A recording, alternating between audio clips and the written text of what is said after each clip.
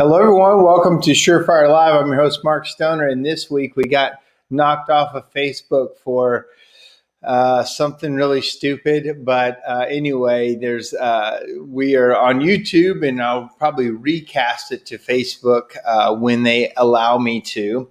But thank you for joining us. I just do want to give a quick update. The Sweepaway Cancer Rally, I know you guys have heard me talk about it for quite a while.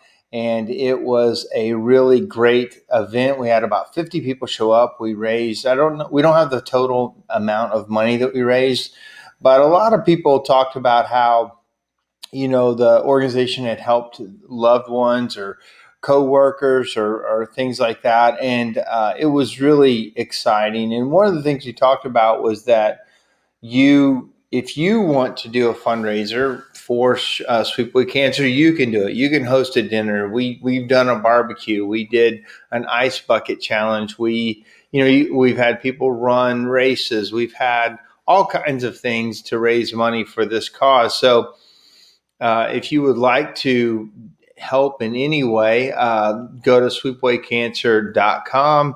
You can hit contact form, let us know what you want to do. We will help set up a way for people to donate, or you can take the money and send it in, or however you want to help. We definitely appreciate it. Tonight's guest is a gentleman that he reached out to me, I don't know, probably 6 or 8 months ago. He was doing a podcast called 0 to 5,000, and they interview people that were on the founders that were on the Inc. 5000 list. And he and I just hit it off right off the bat. As we talked, I was like, gosh, I could talk to this guy forever. And I was on his podcast and he was on mine. And I asked him to join us because the next step was I brought him in to kind of talk to a group of my people, about 15 of them. And just to kind of test, if my group was receptive. And the neatest thing happened was after we finished with Drew, the people, my whole office was buzzing about it and talking about it. And we are going to bring him on to work with our whole company. And without further ado, I'm going to bring Drew on. Hey, Drew. Oh, I got you muted. Hold on. You're muted. Oh, okay. What's going on, buddy? How are you? Hey, I'm great. How are you doing tonight? Excited to be here with you, man. Thanks for having me. Yeah. Cody Whitwood followed me over just really quickly. He says, Chimney Whitwood says, yay, Chimney time. Let's have some fun. It's a live conversation, Drew, just so you know. People will be saying something. He prefers the YouTube formats, less glitchy. That's good to know. So, Drew, tell everybody who you are, what your company does. Yeah. So I'm the co-founder of McClure, and we are a coaching company that does people development for fast-growing companies. So Typically our target market is often between 50 employees to 150, 250 employees, around that range. And they're in the stage that we would call going from organic to organized. And growth is starting to create some issues. And so we come in and help them specifically with the talent development side. So most of the people that are listening probably aren't quite to 50, but I can tell you what's happening in our industry is we haven't been around that long. Really, late 70s, early 80s is when this whole chimney industry really took off in the United States. Now, it's very old in Europe and other countries, but for the U.S., we really didn't do much with it. So a lot of guys got into this industry and they were great technicians. And we developed as technicians. And now, in the last, I would say 5 to 10 years, there's been more of a focus on truly running businesses. And now these technicians and also new people getting in the business want to grow true businesses. And I feel like we're behind a little bit. And so when you're talking to this group, you're talking to people that may be 10 people plus. And so, and some of the things that you and I have hit on are just so very impactful that people need to know now as they grow. So do you want to, you just go down your road and share your screen? Or like I said, I've got some of your topics that are ready too. Yeah. If you want, I can share my screen and we can actually look at the Hold on.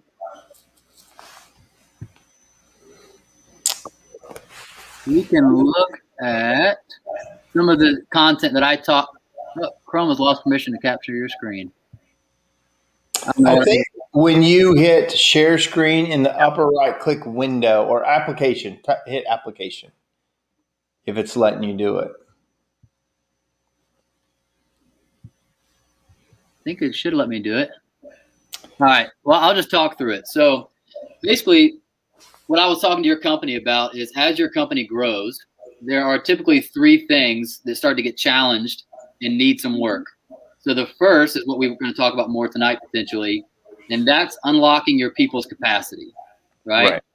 So especially in y'all's line of work, seasonally, there are just really tough periods of time where people are required to carry a heavy load, to show up and be very present and switched on is the way we would think about it.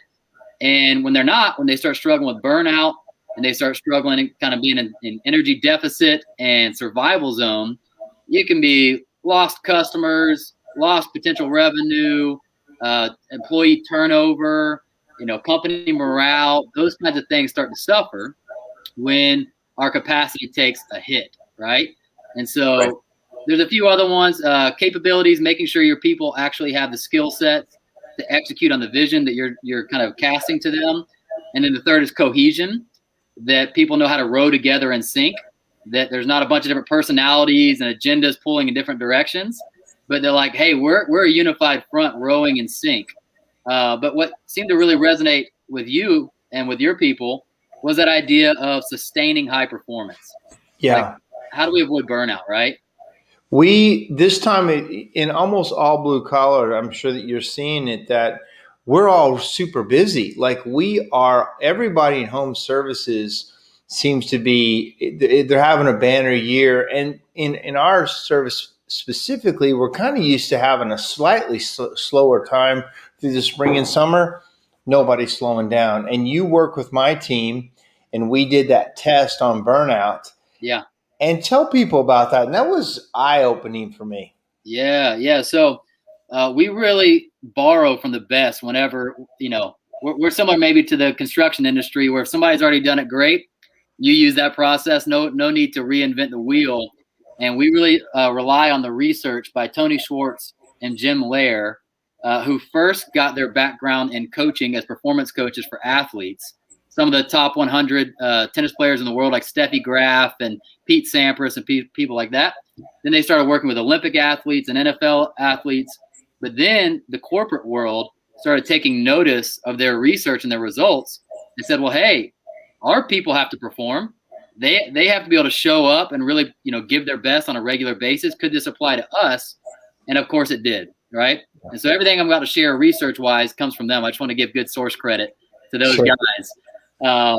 But basically what they found is that as we get older, demand is on an ever increasing curve, right? So what do we take from that? Well, the first is that most people underestimate the amount of demand that is not just present currently, but is going to be increasing as they get older or even promoted. And so there's kind of a trap. There's a fallacy that people fall into that says, this is the busiest I'll ever be. If I can just get through this, it doesn't matter how I get through this, but if I can just get through this, then next year, next season, after this moment, it'll get back to normal. But what they found is that with every new increase, with every new responsibility comes extra, demand on us. So demand is on an ever increasing curve, and we have to be able to just kind of accept that. But when they found in terms of capacity starts off early in our life as being higher than our demand. Then it starts to plateau and starts to tail off. And so at some point, there's a switch where we have more demand on us than we have the capacity to show up to that demand. And that's when people start describing their lives as busy, stressful. Man, it's just a lot. What they're experiencing is that gap between the amount of demand on them and the shortage of capacity, right? And so they really started going to work on that and said, well, can we move the capacity curve up to re-meet the demand on our life? And so most people go to time management. That's why that was a craze in the 90s and early 2000s was time management, time management, time management, which if you haven't done any time management work, sure, that'll buy you a little bit of capacity. But you and I both know at some point, even if you're prioritizing and doing the 80-20 rule and time blocking, you still have a full calendar that exhausts you. Yes. And so they said, is there anything else that we could work with besides time? And what they found was what they would call energy management. Time is finite, and there's nothing you can do to change it. You only got 24 hours in a day. But energy can be both expanded and it can be renewed. So we can increase the amount we have, and we can renew it when it's gone. And so their goal and our goal of our clients is to help people get more done in less time, where the goal isn't more time. It's how do I get more done in less time and easier so that I can keep doing this today, tomorrow, next year, next season, and not just, run till I drop. Does that make sense? It does. And then also how important recovery was really eye-opening when you talked about that. Yeah. So let me just put one more pin in real quick for us to maybe talk about. So what they identified is 4 sources of energy, right? So if we're just wrapping our mind around what do we mean? Are we talking about like cosmic energy? No, what we're talking about is that you have a physical source of energy, and that physical source determines the amount or the quantity of energy you have, how much or how little. And that's derived from our sleep, from our exercise, from our food, and our active recovery. But then the second category is emotional energy, right? And you know this if you've been in a lot of heavy conversations, if you've been like really navigating some challenge and conflict, it depletes you. Like it's an energy that starts to dwindle, right? And you start going from happy, optimistic to jaded, anxious, defensive. Your emotional energy starts to change. The third category is mental energy, and that has a lot to do with either being focused or scattered. Like I either feel zeroed in, I know what the objective is, Captain. I know the play, I'm going to execute the play, or I feel like I have so many things, and I don't know what fire to put out first, and I'm making decisions. I get the decision fatigue, and you start getting brain fog. That's the mental side. And then the fourth, they would call soul or spiritual capacity of energy, is around things like your values and your purpose, and whether or not you're connecting at a deep level to what it is you're doing, right? And we see this even in things that you wouldn't naturally associate that with, like the service industry or blue collar work.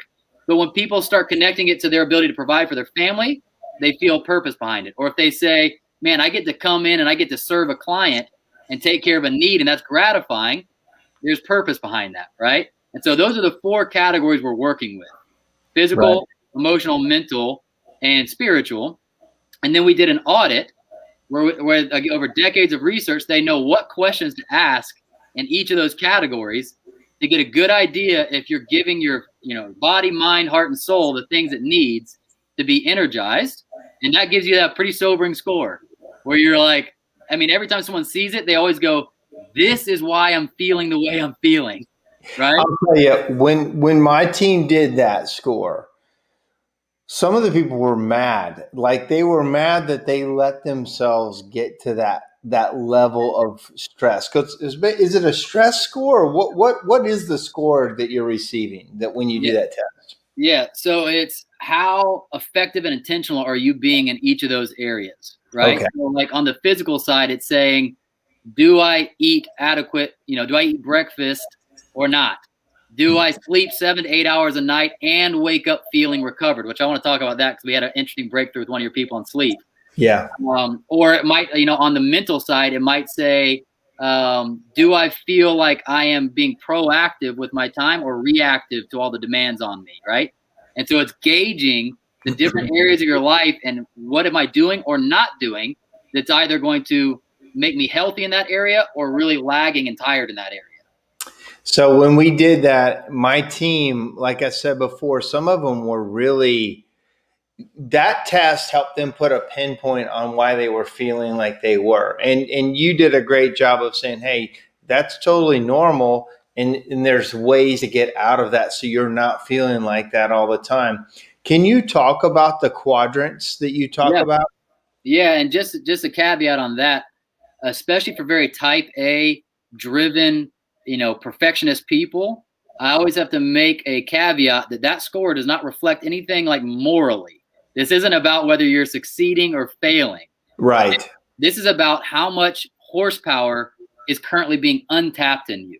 So if you're a V8 and the score reflects that you're only operating on 2 cylinders, it should be good news that I could find a way to access 6 more cylinders, and how much easier could I get up the hills I'm climbing if I had all lights switched on, right? Right. And so it's not a judgment. It's just saying, like, here's going to be an indicator for why you're feeling the way you feel, and then we can start to reverse engineer how to get out of it. So the quadrants is interesting. What they basically did is they gave a 2x2 matrix where there's a vertical axis that's measuring how high or how much or how little energy you have, right? And then on the x-axis, on the horizontal axis, it's measuring how negative or how positive your current emotional state is. Now, this was not a theory imposed on this. This came out of them asking athletes first and then business professionals questions like this. Go back to the last time you had a day that you crushed your goals and were really proud of the person that you were, right? That maybe you navigated something challenging and you did it well, or you were focused and you got a lot done and you thought, if I could just repeat those days, I'd really be onto something. And they said, okay, you got that memory? What were you feeling on those days? What state were you in? And every time they said, I had a lot of energy. I wasn't tired. I was really switched on. And I was feeling something on the positive side of emotions that was something like confident, challenged, optimistic, invigorated. And it's like, okay, so the research is telling us that is what they would call performance state. When you have high energy and you have high positive emotions, you are going to be in your basically the best state that's conducive for getting great results, right? So then they started noticing what happens when any of those change.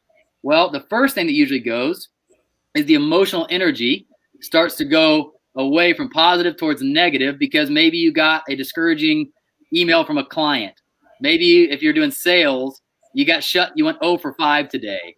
Or maybe a colleague, triggered you and pissed you off. Boss sends you an email that, came down on you or something. And all of a sudden your emotional energy changes and you start experiencing things like still high energy, but you are maybe defensive. Maybe you're feeling anxious. Maybe you're feeling agitated and irritable. And they call that the survival zone. And what's interesting is those are the 2 quadrants that most people ping pong back and forth in any given day. So they may start off in the performance zone and then very easily get knocked off center and for the rest of the day are in survival zone. And that's okay because every one of these quadrants exists evolutionarily for a reason, right? If there's a real fire in the building, you don't want people in performance zone. You want them in survival zone. Right. You want their adrenal, through the roof. You want them hyper-focused, not caring about people's feelings. Like, we just got to go and get out of here, right? Yeah. But the problem is humans have a hard time distinguishing between true danger and discomfort. Like, you getting shut down in a sales conversation is not dangerous. You don't need to be in survival zone. It was just uncomfortable, right?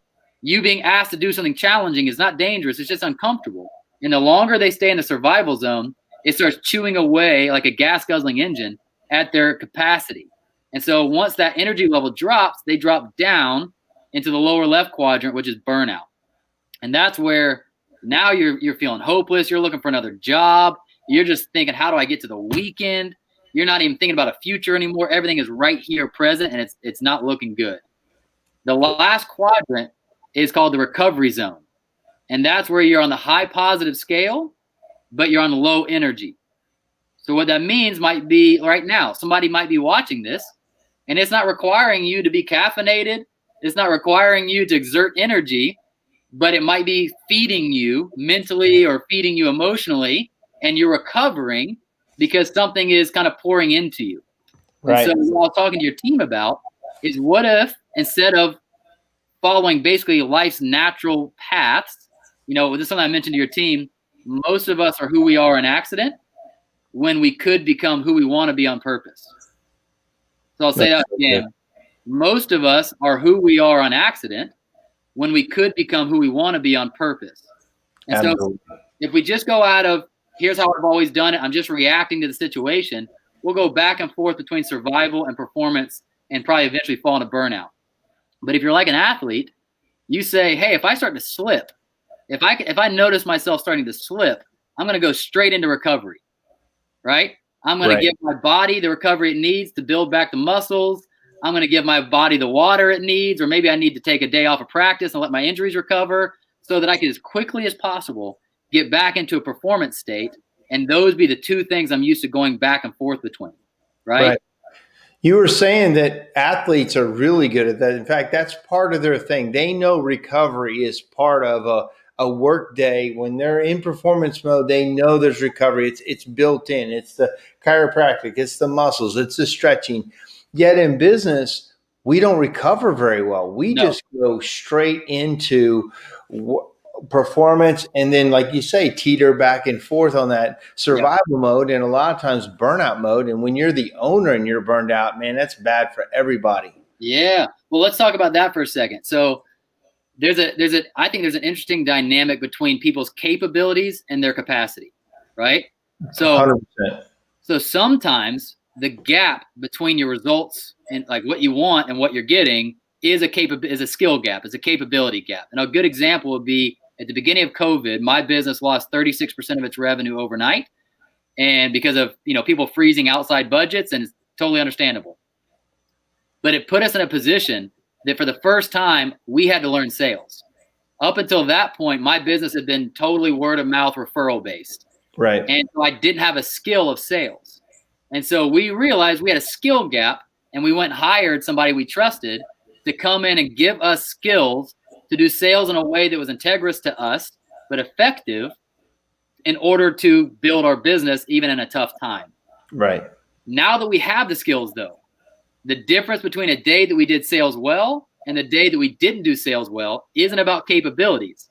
It's about capacity, because your capacity either brings your capabilities to life or it robs you in the moment of your capabilities, right? Yeah. So talk about you as a founder. If you're well rested, you're optimistic, you're switched on to your business and its future and your people, and you have an issue, all your capabilities come to bear. You have the patience you need. You have the conflict management skills you need. You navigate it and you just figure it out. But let's say they catch you on a day, maybe at the end of a long season, where you're worn slap out, and you just don't know, man, how much longer can I be doing this? And the same situation arises. It's like when a word's on the tip of your tongue, but you can't grab it. Your capabilities that used to be there aren't there. And you're not patient. You don't navigate the conversation well. You make it worse, and you make rash decisions that you wouldn't have done in your better judgment. It's like, what was that? That wasn't a capability issue. That was you being on low energy. And it's the same thing for me as a father. On the days that I'm a good dad, I got energy for them. I got patience for them. I'll play with them. I'll navigate the temper tantrums. And then the days that I regret my actions were the days that I was worn out and I got my grouchy side came out, and I snapped at them, and I pacified the situation instead of solving the situation. Does that make sense? That's so right. You're dead on it. And we all bounce back and forth from that time. I mean, 100%. I know once I get decision fatigue quite a bit. Yes. And then I just get short with people. I'm just short. I speed everything up. Yeah. So this sounds ridiculous until you've experienced it. And it sounded ridiculous to me when I heard that Steve Jobs was wearing the same thing every morning so that he could avoid making decisions on stupid stuff, so that he had decision energy left for important stuff. I just thought it was some Tech Valley cute thing they were doing, right? And then I started running my own business and realized that there really is a finite tank inside of me to make good decisions. Yes.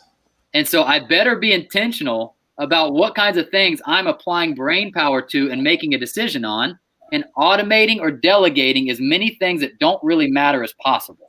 Yeah, so good. Let me, Cody Whitwood. He is on this, and he comments quite a bit. He's really a high energy guy, but and I'm just going to go through some of his stuff. And maybe you can say, if you truly love what you do, it doesn't feel like work. However, you can still burn out. I like rotating responsibilities and cross training to keep it fresh. He also said right here, he told you to preach when you were talking about burnout and as a thing. But here's one of his questions. He says, do you ever evaluate individuals using Briggs-Myers personality test? Yes. Yep. So, yeah. So there's a host of tests that I like for different purposes. We're certified in Myers-Briggs. I'm an INFP, if that means anything to you. And so I've had to overcome my INFP ways in certain categories and utilize the strengths of it in others. We're also certified in the Enneagram. Love that personality test. We're also I like Enneagram. That was a wow factor when we started doing that. The Enneagram was the first thing that made me when I read what number I was, it so deeply spoke to my inner world and my secrets and my habitual, yes. I got up out of bed. My wife was asleep and I was reading it. I got out of bed and took my shirt off because I was so hot. I felt called out. You do feel called out. So what number are you? I'm a 9 with an 8 wing. Okay. I'm a 3 with an 8 wing. And you can't have an 8 wing, but you could have 8 as your second primary number. Okay, that's my second primary number. You're right. You're right. Those are often the wing is right onto one side or the other of your main, right? Yep. And then we also use the predictive index. That's been a really good one for pre-hire because all these other tests aren't actually technically legal to be using in pre-hire. People could claim bias. Oh. But the predictive index has gone through so many rigorous research studies. Then it has a predictable rate of a job fit for somebody based on their personality that we like to use that in companies for pre-hire because it's vetted. But yeah, I love them all. Yeah. Cody says here he's an ESTP. All right.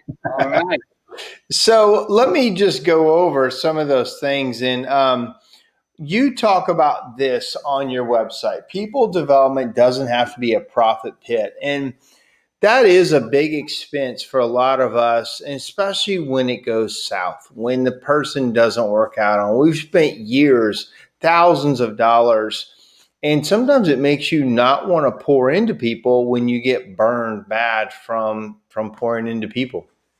Yep. What do you mean by this? How can it not be a profit pit? I personally know how, but how do you explain it? Yeah. So there's 2 ways maybe it might be worth talking about this.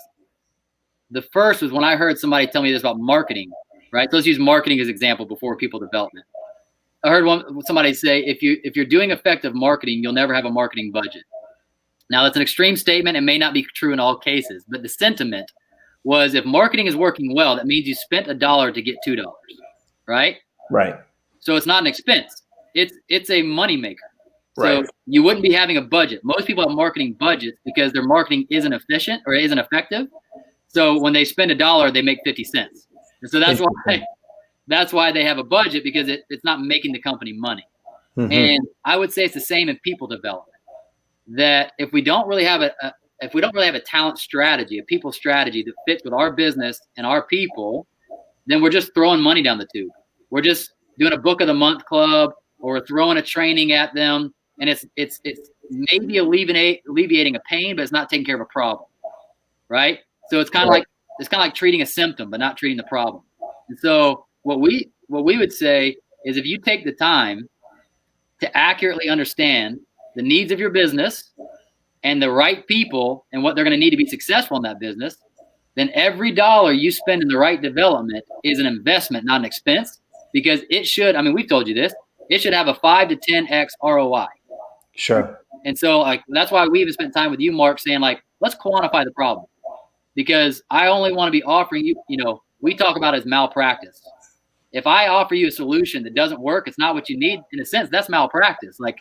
We are here for you to spend money to get more. Meaning, most people, and this is maybe what you're getting at, most people think they have to choose people or profits. Right. So I'm either a people person and almost like a nonprofit, right? That I say, it's okay. My people love me, but we're not making any money. Or they say, nope, it's all about the profit and people are just an expense. Or, they can come in and come out. I don't really care. All I care about is the profits. And we would say the research shows when you do people development well, it leads a series of events to profitability. And not only that, for the owner, it leads to a much better run company with less chaos and a happier place to work. And so when you have, like, I've got a lot of people been with me 10 plus years, and when those people I've invested, they know how to run the company, and when they're happy and thriving as an owner, it's all most of us really want, is to be able to have a company that runs well, is a good place to work, has a good culture, and two other things, has a good product and makes a profit at the end of the day. And when you get that with your good people, first, when you're developing people, it's like you've got a little kid, like a little toddler, you got to kind of watch them and make sure they walk everywhere. But if you've developed them, it's more like now you got a college athlete and you're watching on the sidelines going, wow, look at them go. That's what people development is like to me. Yes. Oh, that's it. So we talk about, this actually comes from Giant. Giant is a friend of ours. It's another great coaching company, but they have a tool that's called like the apprenticeship square. And it's the stages of development that you are wanting to take people through. And it starts off with them not knowing what they're doing, and they're even unaware of what they don't know. So they call that unconscious incompetence. I don't know what I don't know. Right. And that's where you're talking about. You got to really lead them by the hand and say, come watch me as I do this. Let me show you. But if they go, I'll say for time, if they go through the 4 stages, they end up with conscious competence. They know what to do, and they know why. They end up with unconscious competence, where they're so good at what they do, it's almost like driving, where you're not even thinking about it anymore. Correct. And the benefit to you is you have an adult out there, not a dependent. Right. You've got somebody that knows your values, they know your processes, and they deliver results without you having to micromanage them. And so good people development sets people up for autonomy, not dependency. And the owner up for profitability and peace, Yeah. So catch this. Let me take you through the people profit chain. There's a chain of events, right? So at the beginning of the chain is, I'm doing this all off the cuff, so let's see if I can get it all. At the beginning of the chain is talent acquisition and talent strategy. So it all starts with, did I hire the right people, and did I have a strategy for what to do with them when I got them? Right. Out of that, hiring, talent acquisition, talent strategy, it leads to whatever your talent development system is. Right. It's just a bucket. You may have nothing in there. Hopefully you have something, but that could be, here's how we onboard them. This is how we train them in our processes. And it's however we're developing the talent we have to get the result we want. Right. Out of that talent development comes a culture. And that culture could be healthy and high performing, or it could be toxic and low performing. Whatever that culture is produces a few things. It's going to produce how your people go out and deliver your product or service, and whether you retain people or not. Right. So it's kind of multi-tiered. So these people that we're training go out and deliver our product or service, and then they also either stick around or they don't. Outside of that, we then get long-term customers and customer loyalty and retention and raving fans, where we lose them and have to keep getting new customers all the time and that kind of thing, right? And out of that comes the revenue and the profitability. So right. It's a direct connection between the right people being invested in and them carrying out your service, leading to better customers and better lifetime customer value that leads to greater profitability, especially when you avoid turnover. Turnover starts crushing the profitability. Yep. I mean, it's kind of like they become the plug in the bottom of the bathtub, right? If they're really good, you keep the customers, and you're not always trying to have to turn that marketing engine on for new customers, because the old ones are so happy with you and they love your company so much that they don't go anywhere. So then that expense of marketing can go away. Yeah. Now, or can be a lot less, Yeah, the balance, the scale, like it goes from usually spending a ton of marketing dollars on acquiring new clients to that budget starts to shrink because your old clients are bringing you either upselling themselves, or they're bringing you their friends saying, you got to use Ashbusters. Correct. Right? Yeah, you don't. Yeah. And for us, we used to have a much bigger marketing budget over time. And there's a couple reasons why I've been able to shrink it, because we've been able to focus on what works. But the idea is that your quality goes up with the people that have been with you a long time. and therefore you can spend less money to keep the tub full, basically. Yeah. So talk about, you talked about this, and I got this. This is one of my issues as when I'm trying to grow, that we grow quickly and we try to bring people up that have been with us, and we want to give them a management position or and that doesn't always go very well. Yeah. Yeah. So let's use a sports analogy again. This is like going from being the star player to now needing to be a coach, right? And it's not a perfect analogy because they're still participating in the game and but there's an element of coaching that wasn't needed when I'm just responsible for me and I'm out doing what I'm responsible for, right? And so a great example was, look at Michael Jordan, greatest player to ever play the game. He has not figured out how to be in the front office and manage an NBA team very well, right? Right. And then you look at Steve Kerr, a good player, but his ability to transition to a coach is off the charts with the Warriors, right? Right. And so often it's not that it's a mistake. I still think it's preferable if you can take someone that already knows your company and has succeeded, and you can graduate them to a management position that the growth is creating. But often we're kidding ourselves when we think that just giving them a promotion is all they need to be successful, when there's a whole new set of skills that has to do with not just managing myself anymore, but leading others.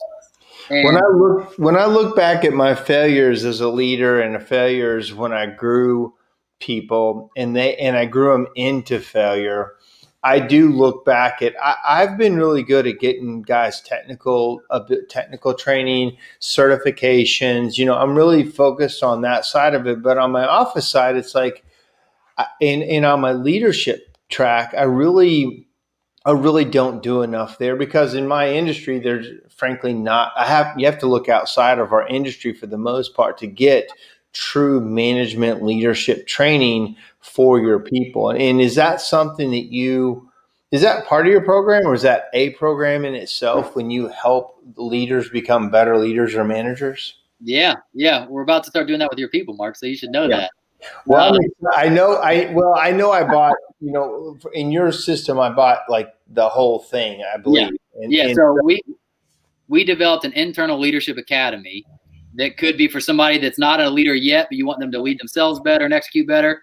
But it's also perfect for the first-time manager, because we're giving them basically 12 competencies in 3 different areas that we think are almost like your basic kit. And it's not basic in terms of small results.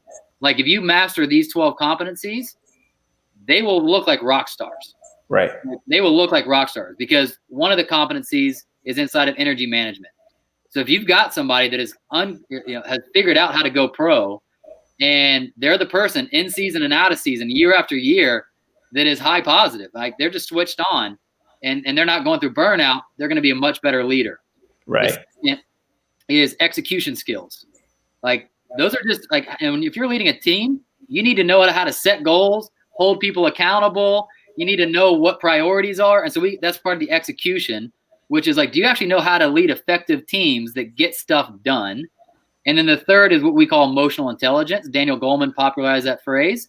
That it's basically self-awareness, self-management, others awareness, and leading of others, right? So growing in the skills of relating to myself and relating to others in effective ways is leadership.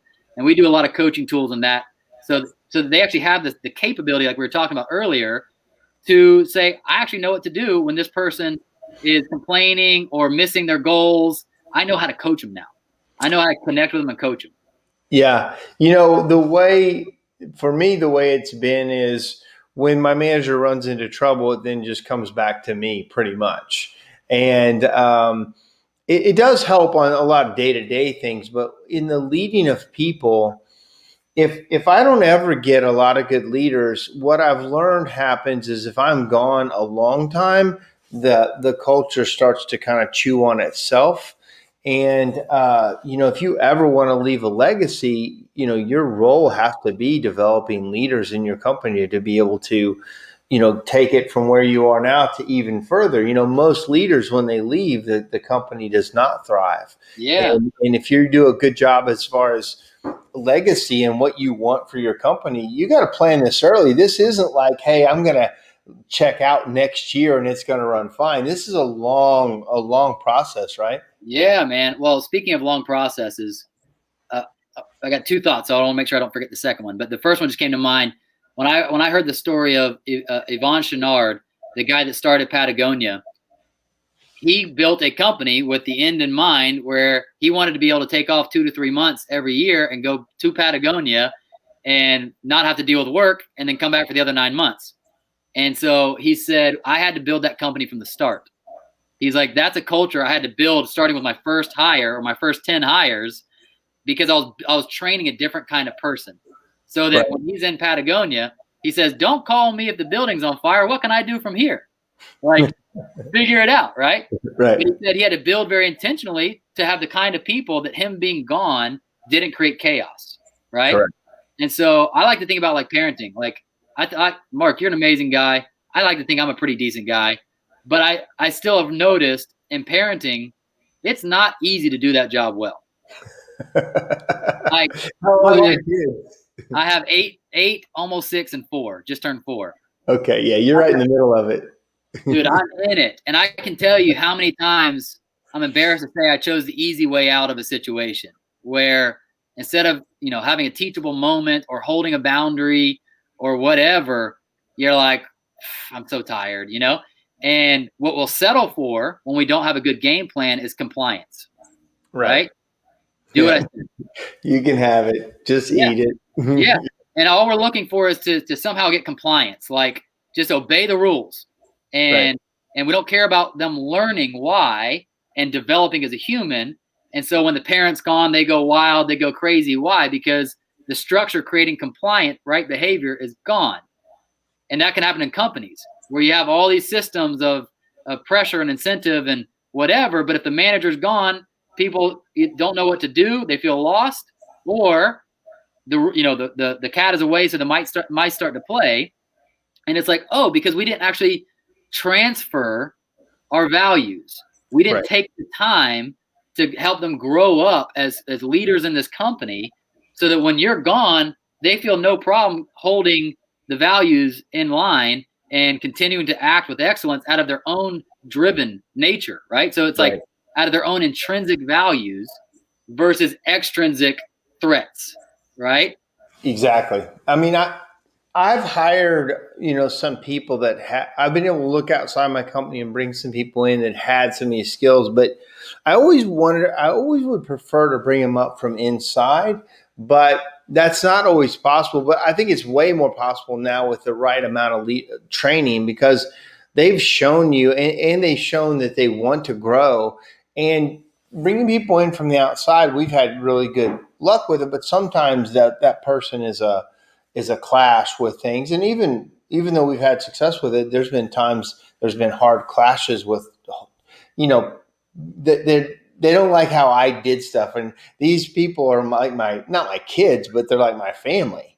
And there's somebody coming from the outside like, man, you coddle them too much, or you've let them get away with this for way too long. We got to do this and that. So I think both are helpful, but on that, give me some success stories about like what you've seen in companies, like maybe some typical things that you could, you can use my company as an example. I know you just started working with us, or whatever you want to do, but just talk about how you can transition a company.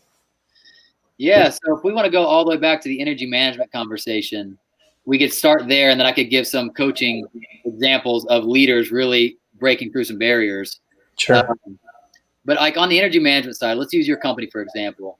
Often we can make these assumptions that like your kind of employees wouldn't care about this touchy-feely energy management kind of stuff, yet they were glued to the screen. And let me say something real quick. Yeah. So the reason I had, the people listening, I had him, I'm like, I don't know if my blue collar guys are going to like this touchy-feely guy. I mean, I can talk to Drew all day long, but I don't know if my people are going to be going like, man, what time is it? Man, I got 5 things to do on my phone.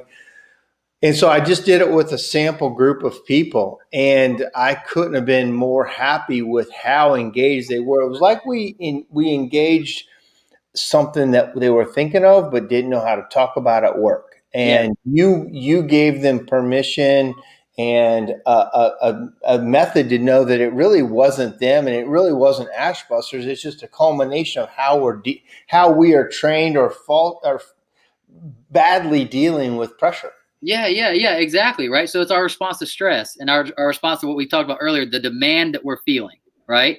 And again, it wasn't about Ashbusters or its culture or them, and that's what they were realizing is like once we take the blame game away and we just feel relieved. Like imagine if you had back pain your whole life and it was debilitating you and your function to play sports or to play with the kids, and someone finally said, your disc is slipped, and if we just do this for you, you'll feel better. You're relieved that there's a reason for the way you're feeling. And so I think they felt relieved to know that there wasn't something just randomly wrong with them, because most people just hear the message, try harder. And that's like telling a car who's running out of gas to try harder. And it's drink like, a Red Bull. Yeah, it's like, listen, man, like if you're running out of gas, the problem isn't your effort. The problem is no one has asked you, what do you need? That's so right. That's so right. And so, like, let's take a good example. One of your guys, when we came out of our breakout group and shared our results, he said, I got a question. I sleep 7 to 8 hours like is recommended, but I wake up feeling exhausted every morning. What do you think I should do about that? My thought is, I said, I'm not a doctor, but in my mind, there's quantity and quality of sleep. You're telling me quantity is taken care of. If the quality is not there, it makes me wonder if you've ever heard of something called sleep apnea, which is where you think you've been asleep the whole night, but you've been waking up basically sometimes 100 times a night. And so your body is never getting into deep REM sleep, which is where the recovery is. And so you wake up not getting the benefits of having rested. You've been going the whole night. And he goes, I asked him, I said, does your wife ever say anything about your sleep? And he said, oh, yeah, man. She says I'm tossing and turning, making noise all night. And then another one of your employees chimed in and said, I got tested for sleep apnea and found out I've been waking up basically 100 times a night without knowing it. It was 400 times. Or 400 times a night. Yeah. Crazy. And he said, and I said, well, what'd you do about it? And he said, I got a sleep apnea machine, a CPAP. And he said, I'm waking up for the first time in my life with energy. And I feel like I'm in my 20s again. And I think he was like in his 50s. Yeah, he was almost 50. That's right. He's almost 50. And the guy that was talking is in his 20s. Yeah. And he's exhausted in his 20s, right? Yeah. So and that's why he can power through, because he's still in his 20s. But he won't be able to do that when he gets into his 40s. No. And so just that one thing. Go ahead. I was just going to say, just that one thing could actually change this kid's life. It did. I saw him this weekend. We talked about it again. He's getting set up. He's got to get some insurance things set up, and he's going to do it. That one conversation is going to do what you just said. The one little slip disc, sleep. And you gave an analogy that I thought was great. He goes, he said, you ever plug your phone in at night and it doesn't charge? Yes. And that's exactly what was happening to this kid. And you pinpoint it through the conversation of recovery. He's like, I'm just not recovering. And you helped him with the slip disc and it was brilliant. And it really helped us. He's a manager of a division and he's wore out. He just can't recover. And then you might be criticizing him, not that you are, but like somebody looking at him might go, what, this lazy kid, this whatever. And he's going, I don't know what's going on. And he's not sleeping at night. He's on low power mode. His phone's on low power mode every day. Or I make the wrong assumption that you just can't cut it. You're just not made for it. You can't do it. I need to look for somebody else. And it's not any of that. It's a whole nother thing that he needs to get fixed. So LeBron James spends $1 million a year on recovery. Really? He spends $1 million a year. Now, that's not a budget you and I would need, right? But to talk about the level of investment that he's seen in his game, is he realized him taking his recovery seriously, not just longevity, but even in the current moment, he was going to win more championships. Well, talk about recovery. You talked about it with my group about how it can be different for everybody, right? Recovery doesn't mean sleep. It can mean your morning routine, your night routine, your weekend routine, like little recoveries during the day. Yeah. So I break it up. Well, let me first just set a precedent. I really think, and this comes from Jim Lair and Tony Schwartz. They articulate it really beautifully, which is it's simply balancing the equation. So if you have X amount of energy expenditure, you've got to recover that energy to balance the equation. Otherwise, you're consistently overspending what you earn back. And so you start putting your life in a debt, right? Where you're basically borrowing credit and just keep kicking the can down the road. And they go, you got to balance the equation. If I'm going to give this much energy, I've got to be able to recover it so that I keep having stuff to give to people, right? The U.S. government, right? Say again? Yeah, that's right. That's right. Yeah, we're playing an interesting game at a national level right now. With that aside, let's think about our energy as a balanced budget. That if I'm going to give mentally, if I'm going to give physically, if I'm on my feet all day, and I'm having to like be active, if I'm having to make decisions, if I'm having to show up and try hard, well, then I've got to get that energy back to keep giving that same level of performance, right? So that's why I break it down. One would be specific. You can go two ways. One would be pick one of those areas that you know is not getting recovery. If it's mental, emotional, physical, like we would start, and we did with that kid. I didn't talk to him about mental energy recovery. I didn't talk to him about emotional. Why? Because the glaring issue was I wake up feeling exhausted. So it's like, okay, well then let's pinpoint a specific area you know is out of balance, and let's find the solution. Often we know the solution. Often it's not a mystery like his.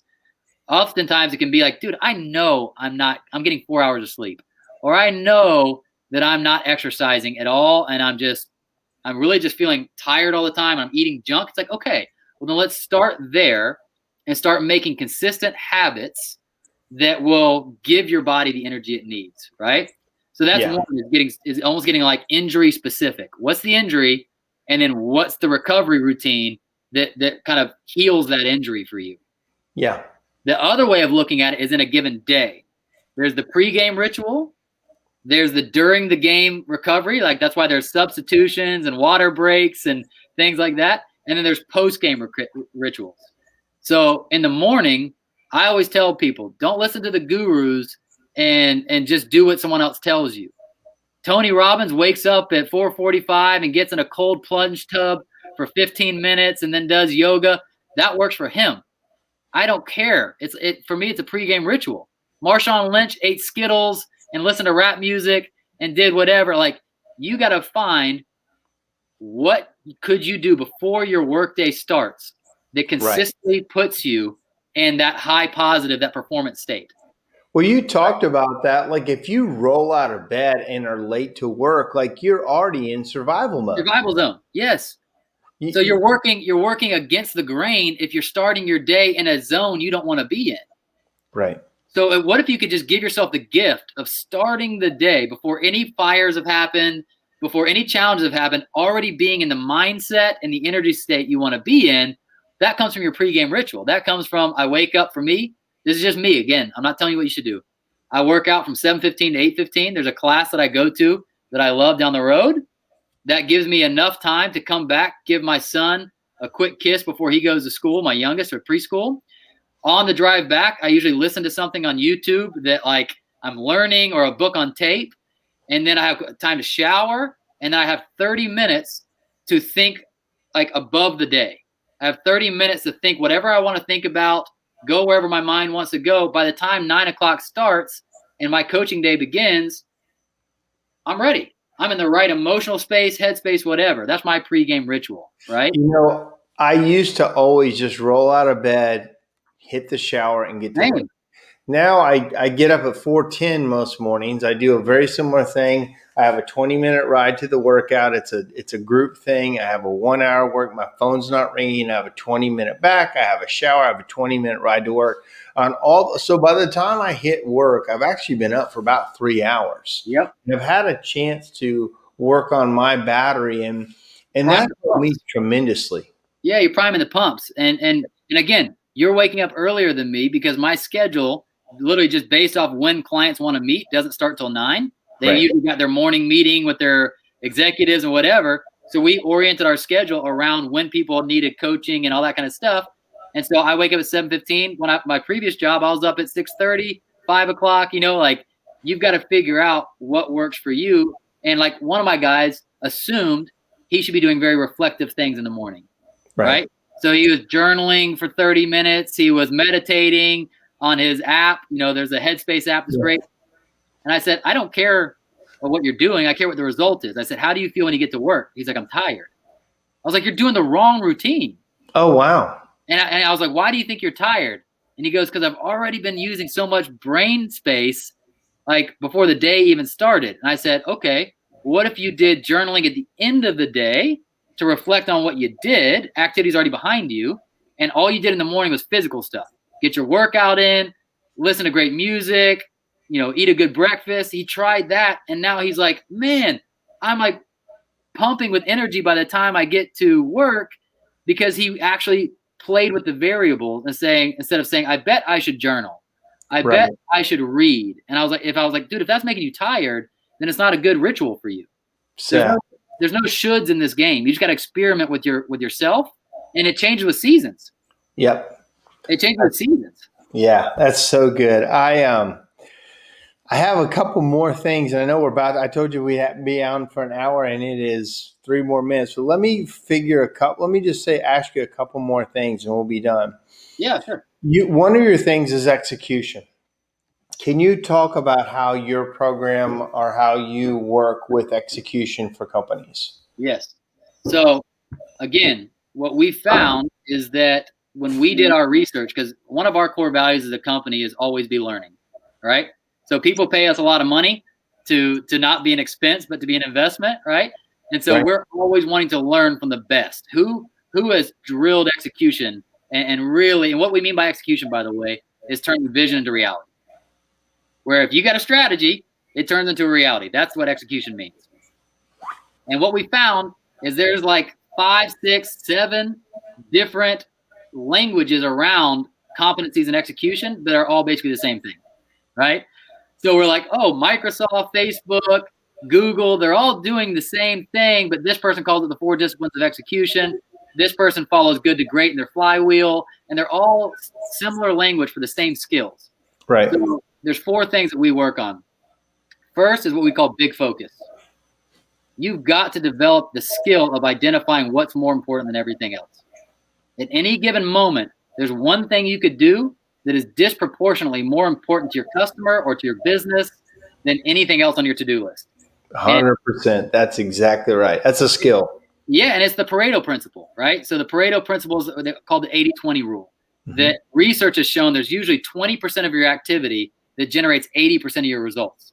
Right. And so it makes no sense to give equal time to everything when there's one thing or 20% that's more important than everything else. So execution starts with having a whole bunch of things I could do, but knowing the 1 or 2 things that I should do and prioritizing the time to do it, the resources you need to do it, and getting that win first. So that's big focus. Then there's what we would call gamifying your growth, which is really just measuring what matters. How do you know you're winning if you're not measuring important things?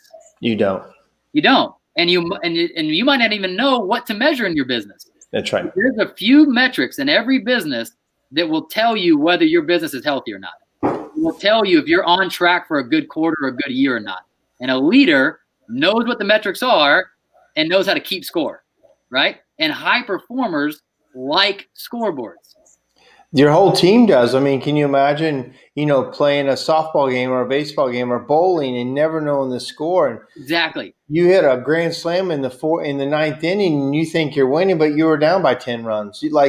And a guy explained to me one time, it was like, if you don't keep score in your company and everybody knows the score, it's like you go to a bowling lane and they put a sheet in front of the pins and you roll the ball at the pins and you heard something happening. Like, I'm not sure if we did good or not. It seemed like I heard a lot go down.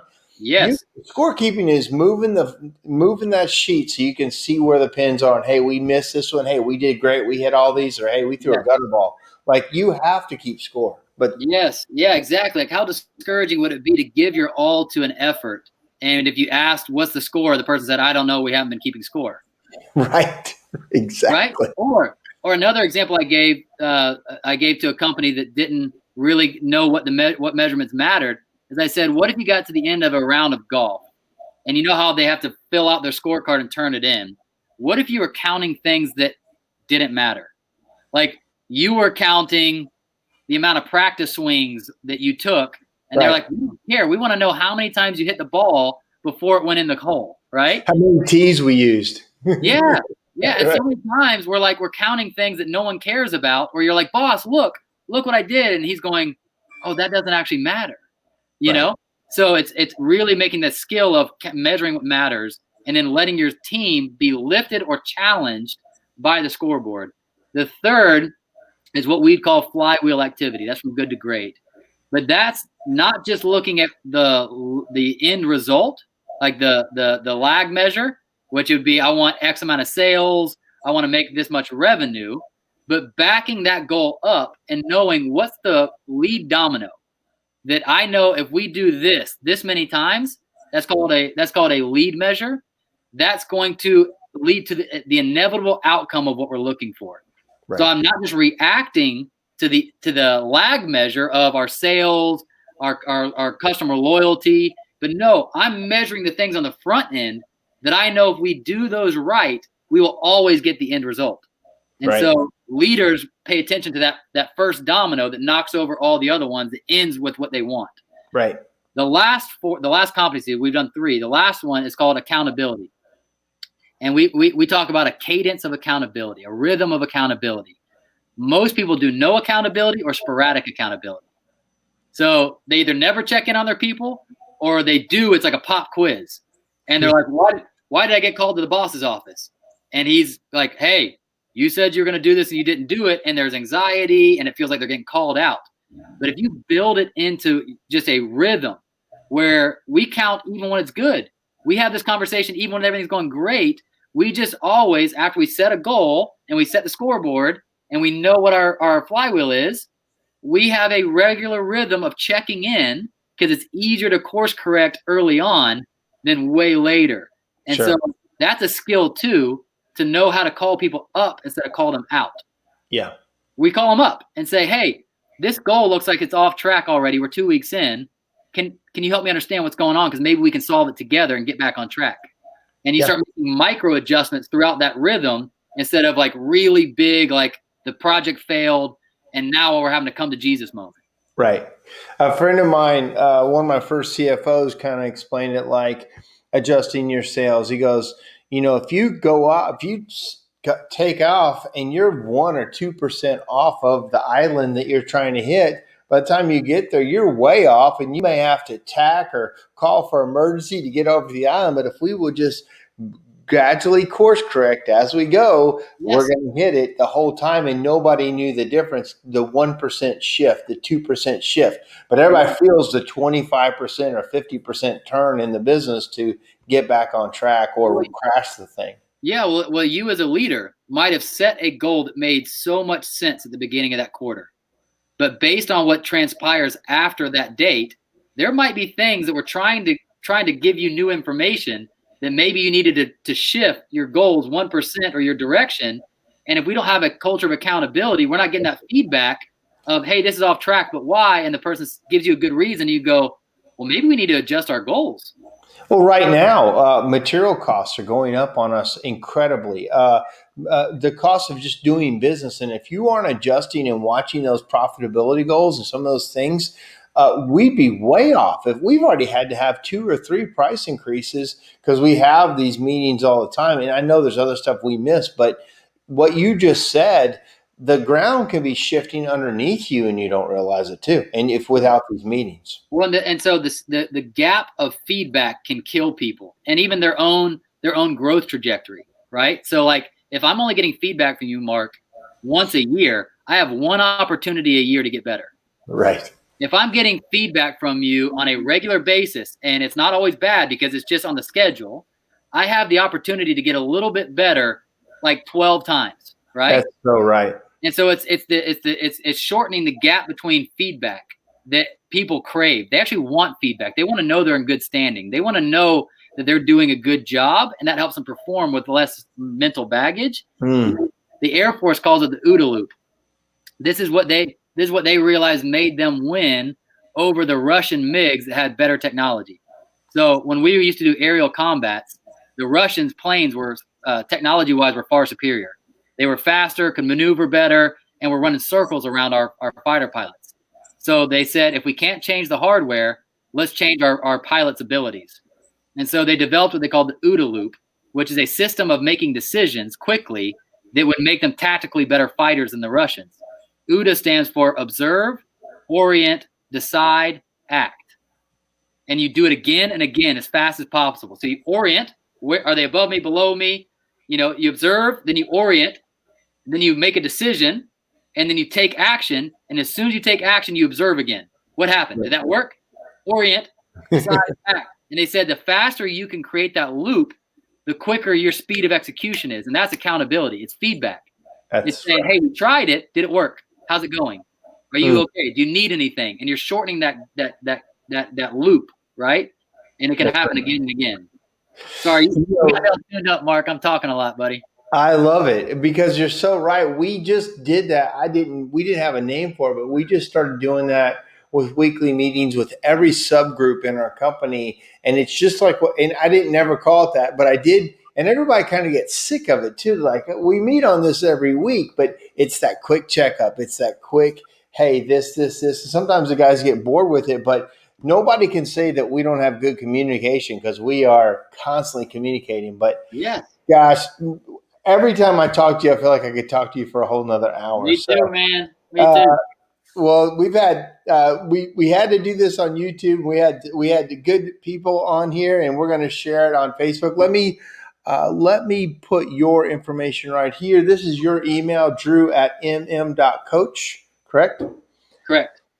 And if they want to reach out to you, or just how do you do it? If somebody wants to engage your company, what are the steps? How's it work? Yeah, they email me and we set up a discovery call. So, like I said, we consider ourselves in a sense like doctors. Not that we're the same thing, but if just as an analogy, that we want to take the time to really understand you and your company before we ever propose a solution, because it should be not an expense. It should be an investment that makes sense. And that's where we start with the discovery call, where we get to hear, what your company's about, what issues it might be experiencing in terms of people development. And then we can have a conversation if it makes sense from there. Yeah. Well, that's what you did with me. It was great. And we took it baby steps, and now we're moving full into it. And I'm excited about the next steps for us. So thank you for joining me tonight and running over a little bit. And thanks for being here. Yes, sir, man. Thanks for having me. See you, buddy. All right, that was Drew. Gosh, I hope you got as much out of that. Every time I talk to him, I learn something. And he's got a podcast, 0 to 5,000.